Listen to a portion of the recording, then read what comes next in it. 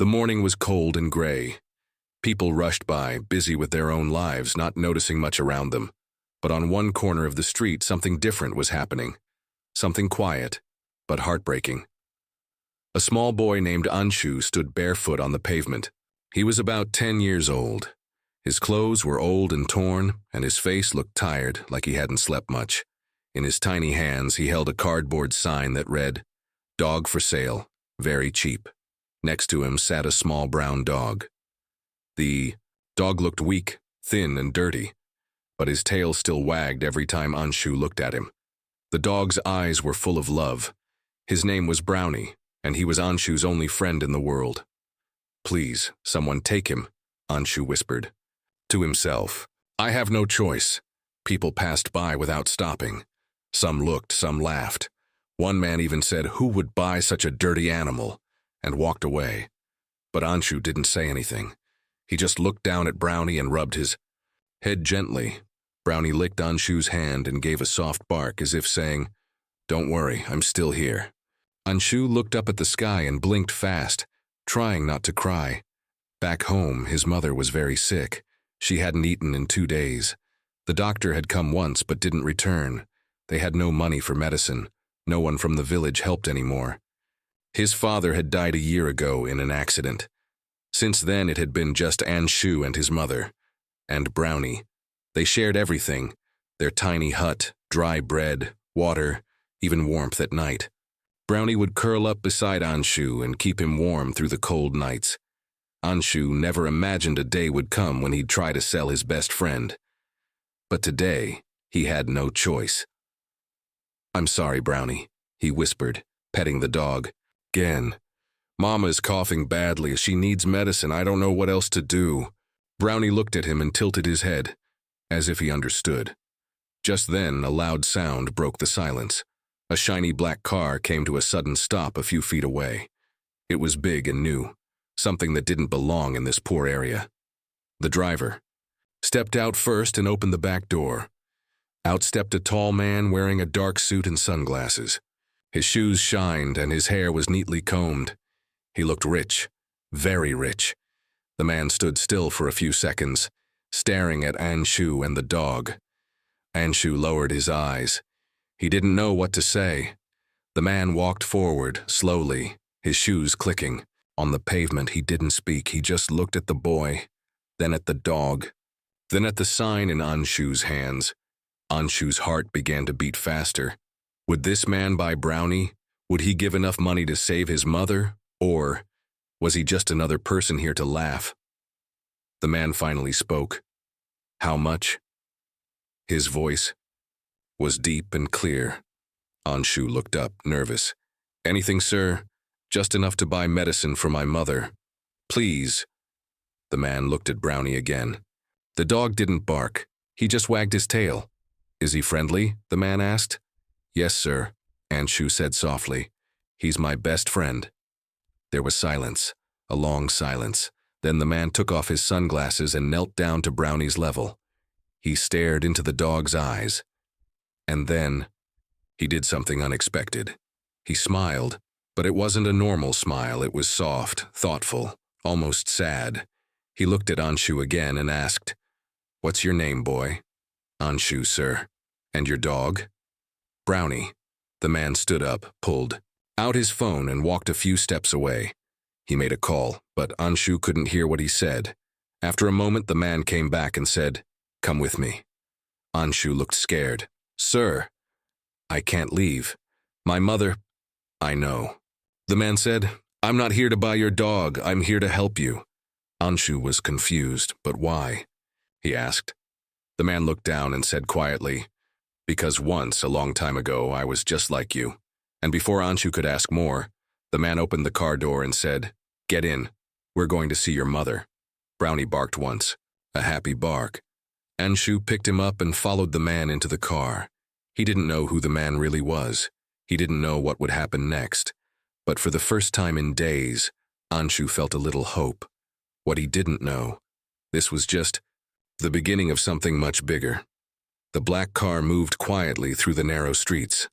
Anshu sat in the back seat, holding Brownie tightly in his arms. His eyes kept shifting between the dog and the man sitting beside him, the stranger in a suit. Anshu still didn't know who this man was. He had asked no more questions, and the Karu man had given no more answers. The only thing he said was, "We're going to see your mother." Anshu looked out the window. The car passed small houses, broken shops, and street vendors. Everything looked the same, but something inside Anshu had changed. For the first time, he wasn't walking barefoot. He wasn't being ignored. Someone had noticed him. Brownie rested, his head on Anshu's lap, feeling calm. He trusted Anshu, and now, strangely, he seemed to trust the man too. After 10 minutes, the car stopped outside a small, broken house. The door was half open, and the roof was covered with plastic sheets. This was Anshu's home. The man in the suit stepped out first and waited. Anshu climbed out slowly with Brownie and ran to the door. "Mama!" he called.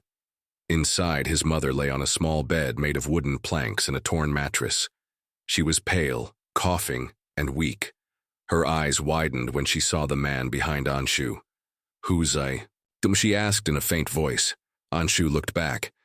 "Mama, he helped me. I don't know his name, but he wants to help you too." The man stepped forward, his face serious but kind. "I'm not here to hurt you," he said gently. "I've already called a doctor. He's on his way." Anshu's mother tried to sit up, but the man stopped her. "Rest. Help is coming." Soon another car arrived, and a doctor with a small medical bag entered the room. He examined her quietly and gave her an injection. "She needs food, medicine, and rest," the doctor said. "With care, she will recover." The man in the suit nodded. "Make sure she gets everything." Anshu watched with wide eyes. He had no idea who this man really was, but somehow he had power. He could make things happen. After the doctor left, the man sat on a stool beside Anshu. "I want to ask you something," he said.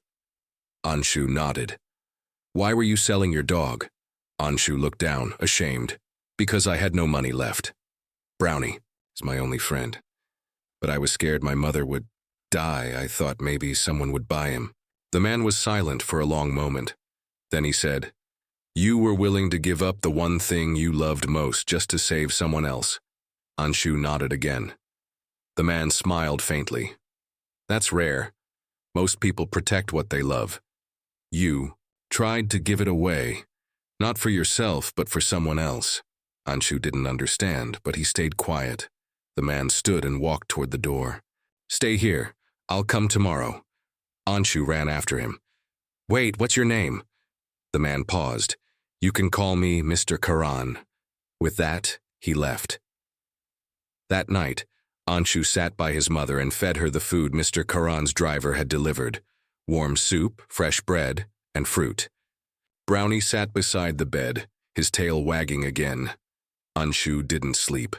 His mind kept asking the same question: who was Mr. Karan, and why did he care? The next morning, a knock came at the door. Anshu opened it and was shocked. Mr. Karan stood there again, but this time he was not alone. Behind him stood 2 more men carrying bags, and a woman with a clipboard. "What's happening?" Anshu asked, confused. Mr. Karan smiled. "Today, we're going to change your life." The men entered the house and started cleaning, fixing, and painting. The woman gave Anshu's mother new clothes and more medicine. She asked Anshu questions about school, about his dreams. Anshu didn't know what to say. He had never been asked about dreams before. Meanwhile, Brownie followed the workers, sniffing and wagging his tail. For the first time in his little life, he seemed truly happy. Later that day, Mr. Karan took Anshu aside. "I want to tell you something," he said.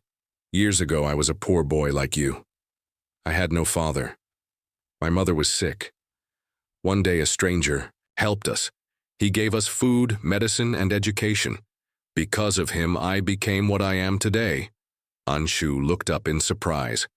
"And now," Mr. Karan continued, "it's my turn to help someone else. That someone is you." Anshu's eyes filled with tears. He hugged Brownie tightly. He didn't say thank you, because sometimes words are not enough. He only knew one thing. His life was about to change forever. The sun rose softly the next morning, lighting up the small house with a new warmth. The walls had fresh paint, the broken roof was repaired, and clean bed sheets now covered the old wooden bed. It was hard to believe this was the same place where Anshu and his mother lived just 2 days ago. Anshu woke up early. He saw his mother resting peacefully, no longer coughing through the night. Brownie was curled up near her feet, snoring softly. Anshu stepped outside and saw Mr. Karen's black car already waiting. "Good morning, Anshu," Mr. Karen said as he stepped out. He held something behind his back. Anshu smiled shyly. "Good morning, sir." Mr. Karen pulled out a small box and handed it to him. "This is for you." Anshu opened it slowly. Inside was a brand new school bag, some notebooks, pencils, and even a small lunchbox. "I've enrolled you in school," Mr. Karen said. "You start tomorrow." Anshu's eyes widened. "But I don't have clothes for school." Mr. Karen pointed to the car. "Look inside." In the back seat was a neat school uniform, black shoes, and even a tie. Anshu stood frozen for a second. He had never worn a school uniform before. He had never thought he could. "But why are you doing all this?" he asked in a quiet voice. "Mr. Karan looked serious. "Because someone once helped me the same way. And I see something in you. Honesty, courage, love." Anshu lowered his head. They walked through the large doors.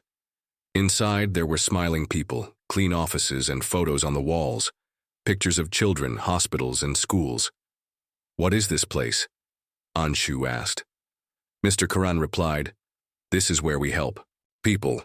Every rupee I earn I use to change lives, just like I'm trying to change yours." Anshu followed him into a quiet room where a large photo hung on the wall. It was of a small boy standing next to a thin woman. The boy looked just like Mr. Karen. "That's me," he said. "Many years ago." Anshu looked at the photo, stunned. "I begged on the streets," Mr. Karen said softly. "Sold flowers, carried bags. I did everything to help my sick mother. One day a stranger gave me food and books. He taught me how to read. Then he disappeared. I never saw him again." Anshu stared at him. "Is that why you stopped for me?" Mr. Karen nodded. "I saw myself in you." He paused for a moment. "But I need to know something, Anshu. What will you do if you get a better life? Will you forget the streets?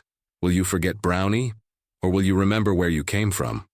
Anshu looked at Brownie in his arms. The little dog licked his cheek. "I will never forget," Anshu said firmly. "I'll remember every hungry day, every cold night, and I'll never leave Brownie. He's my family." Mr. Karen smiled. "That's what I wanted to hear. A new beginning or another test." On the way back, Mr. Karen dropped Anshu near his house. "I have to travel tomorrow," he said. "But I'll be watching, even if I'm far away." Anshu waved goodbye. As the car drove off, he turned to go home. But something strange happened. He saw a man talking to his mother near the door. The man looked rich, wearing gold rings and shiny shoes. Anshu quickly hid and listened. "I heard your boy has been visiting rich people," the man said. "You must have money now. Give me what you owe."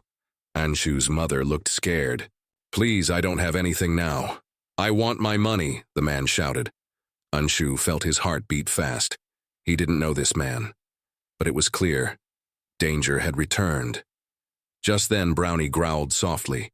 He stood between the man and the door, ready to protect. Anshu stepped out holding a small stick. "Leave my mother alone," the man laughed. "Or what?" Suspense hung in the air. Just then another car stopped at the corner. Was it Mr. Karan again? Was someone else watching? Anshu didn't know, but one thing was clear. His test was not over yet. Anshu stood firm, holding a thin wooden stick in his hands. His eyes were scared, but his feet didn't move. Brownie stood by his side, growling at the man in shiny shoes. The man, whose name was Bablu, was known in the neighborhood. He was a local moneylender, cruel and greedy. Years ago, he had lent a small amount to Anshu's mother for medicine.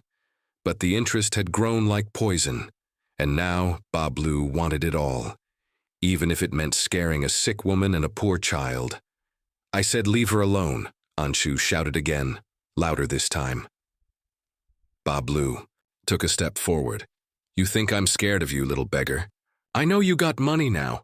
That fancy car, those new clothes. You think I'm blind? Anshu's mother stood in the doorway, coughing. Please, Bablu Bai, let it go. We're still struggling. But Bablu's eyes were cold. Then give me the dog, he looks healthy, I'll sell him.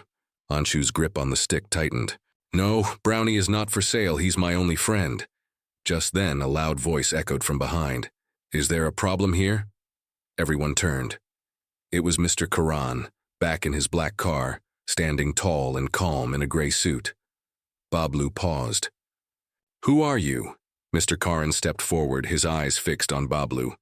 I'm the man who helped this boy and his mother, and I suggest you leave, now. Bablu looked nervous but tried to act tough. This is none of your business. Karan smiled slightly. Everything about this boy is my business now. Bablu stepped back, realizing he was outmatched. Fine, but don't forget. People like me never forget debts. He turned and walked away, disappearing into the crowd. A secret revealed Anshu. Ran to Mr. Karan. You came back. Karan looked down at the boy. I never left. I said I'd be watching. Anshu's mother joined them. Thank you, sir. I don't know what we would have done without you. Mr. Karan nodded gently. No one should have to fight battles alone. Then he looked at Anshu. But there's something I need to tell you. Anshu's face turned serious. What is it? Mr. Karan took a deep breath. I wasn't completely honest with you. I didn't come into your life just by chance. Anshu looked confused. What do you mean? Karan pulled out a photo from his pocket. It was old, a little torn, but still clear. It showed a younger woman, sick but smiling, holding a small boy in her lap. Anshu's eyes widened.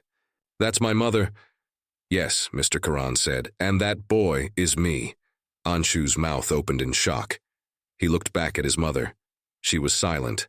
Tears filled her eyes. Mr. Karan turned to her. You helped me once, many years ago. You gave me food when I had nothing. I was just a poor boy with no future. But your kindness changed everything. She nodded slowly. I remember now. You were the quiet boy who used to sit near the temple steps. Mr. Karan smiled. Yes, you used to call me Bachu. That's how I remember. Anshu looked at both of them, speechless. So, he whispered, you came back to help us. Because of what my mother did for you. Mr. Karan looked serious. Yes, I owe her my life, and I wanted to see if her son had the same heart she did. A bigger offer. Mr. Karan sat with them inside their small home. He placed his hands on Anshu's shoulders. Anshu, he said, I've helped many people with money, but very few with my heart. You are special. You protected your mother. You didn't give away your dog. And you didn't ask for anything in return. Anshu didn't know what to say. Mr. Karan continued, I want to take you and your mother to a better place, a better home, a better life. Anshu blinked. But will I have to leave Brownie? Mr. Karan laughed. No, Brownie comes with you. Always. Anshu hugged Brownie tightly. But, Karan added, this is a big step. I won't force you. You must decide. Anshu looked at his mother.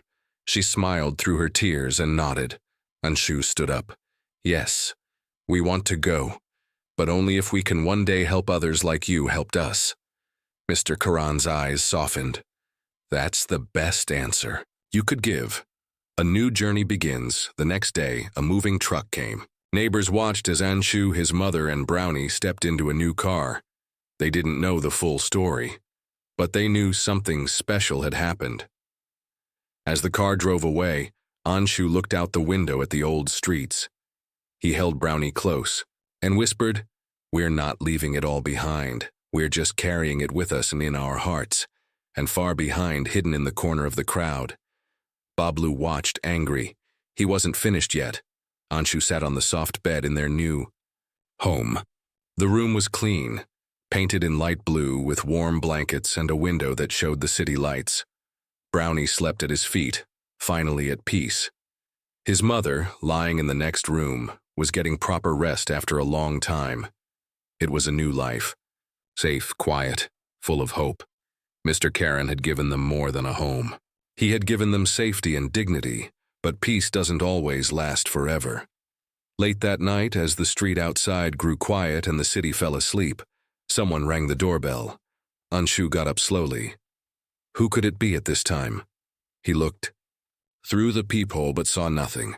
Just when he turned to walk away, a loud knock shook the door. Brownie jumped up, barking. Anshu's heart pounded. Is someone trying to break in? He tiptoed back to the door, whispered, Who is it?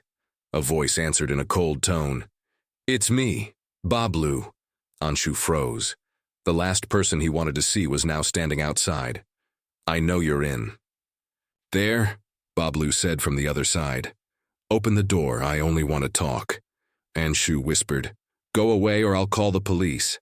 But Bablu didn't leave. He slipped a paper under the door.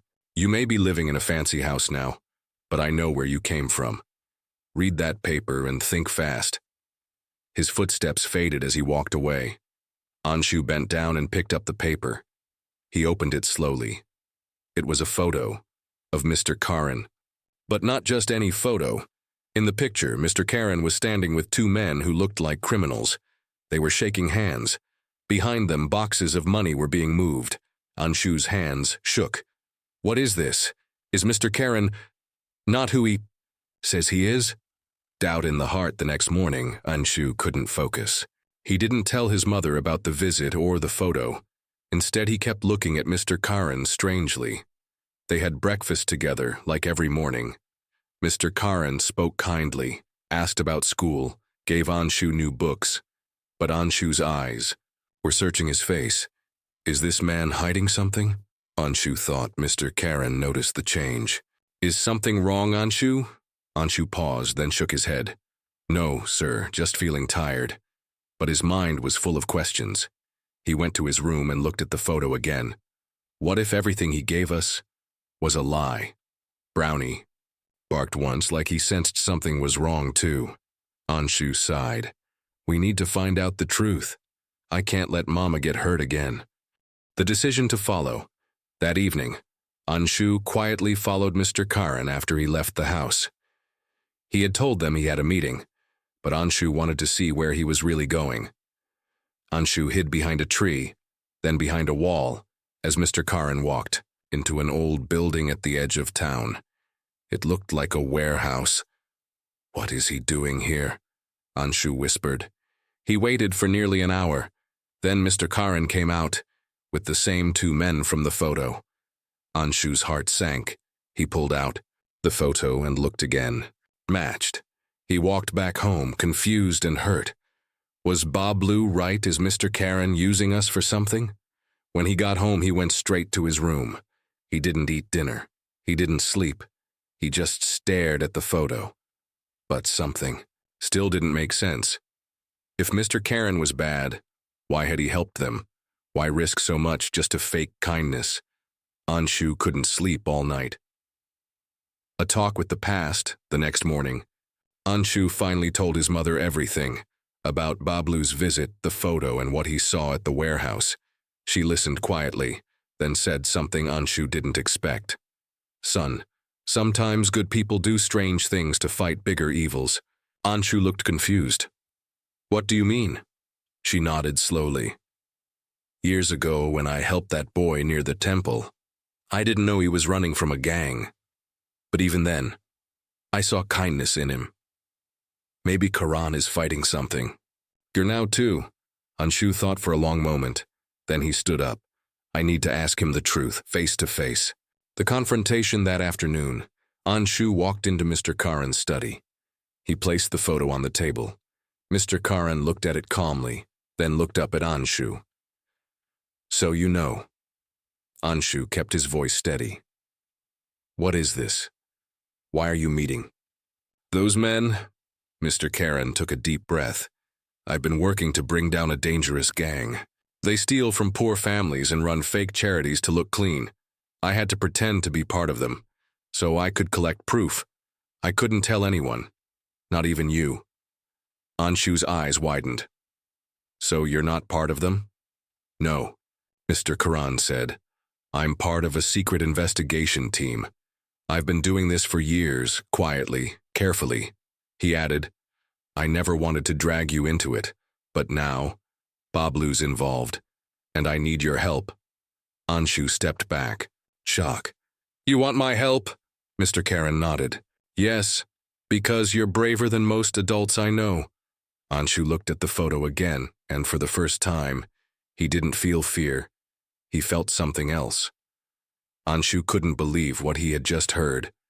Mr. Karan, the kind stranger, who gave him a home, wasn't just a rich man in a suit.